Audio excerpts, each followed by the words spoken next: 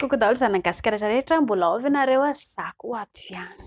Fantaninitsika androany dia hoe eritaona sy tapany tsy nilely ilay sipako tena ohatra lasa malalaka be ilay lavabory. Mampirafy ve izy sa tsy?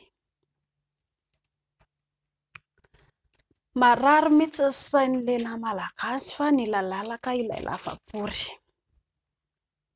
Ny latakelahy nefa miditra ao anaty lavabory tsisy 2 minitra fa miditra kely fotsiny dia izay. Dia iza no tsy mahay? Ilay vehivavy ve tsy nahay sa ialahy tsy mahay? Ny lataky ny lehilahy malagasy dia efa natokana ho an'ny vehivavy malagasy.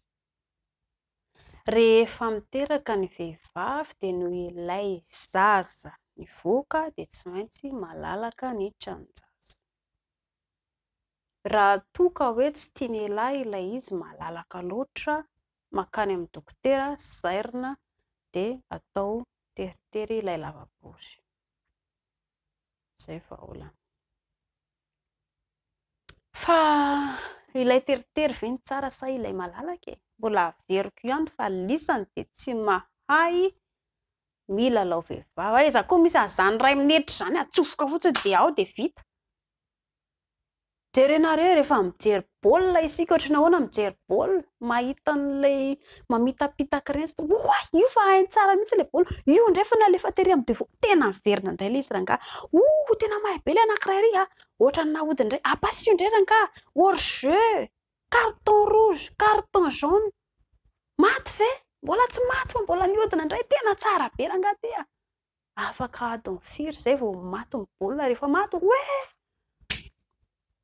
ohatr'izany ihany koa no milely, mamitapitaka, mifanoroka kely, miemotra kely, ahodina kely, miondrika kely, mifanoroka kely, manala akanjo kely, miova toerana kely, izy izay ilay mamitapitaka. Manao an'izany ve lisany?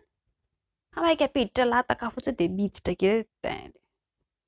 Malalaka loatra tika, dia tady ny akafandray. Lehilahy ange ilay tsaninitsanininy. Lehilahy ange tena tompon-daka rehefa ao amin'ny lely eo fa tsy ny vehivavy. Mifameno ny lehilahy sy ny vehivavy fa ialahy no mila mahay manafosafo sy mikitika ilay vehivavy satria raha tsy mahay mikitika ilay vehivavy ilay lasa maina ilay lavabory dia lasa maisatra ilay izy tsy mety. Dia raha olona tonga dia maty ny baolina. Mandaka eto aoriana eto ilay mandaka be, amin'izay ny tena mahamehitra, tsy tonga ary anaty but ary ilay ranonaina fa mipitika kely eto amin'ny devant eto fotsiny dia maty ny baolina. Madama tesitra ialahy kivy dia hoe ahoana izany no tokony atao. Hitanareo izany. Rehefa manao zavatra anankiray ianao ialahy na indry ataovy ampitiavana. Omany ny fo, ny saina ary ny vatana. Mandeha tsara ilay izy avy eo. Vadio ny sigara, vadio ny toaka. Hohanina ihany ilay izy fa tsy atao be dia be. Betsaka ny sakafo efa natoroko tany, mianatra préliminaire, atao ny point G. Raha tsy misy ny préliminaire tsy mety mando ilay lavabory dia marary. Madama avy eo fa tsy mety satria marary ilay lavabory dia kamo izy. Dia mety ilay izy avy eo. Ary ny fampirafesana ataon'ny lehilahy tadio tsara fa n'inona ataon'ny lehilahy eo rehefa fantatry ny madama fa mampirafy lehilahy. Tsy entana intsony izy fa tsy maintsy eo ilay hatezerany avy eo. Dia izay.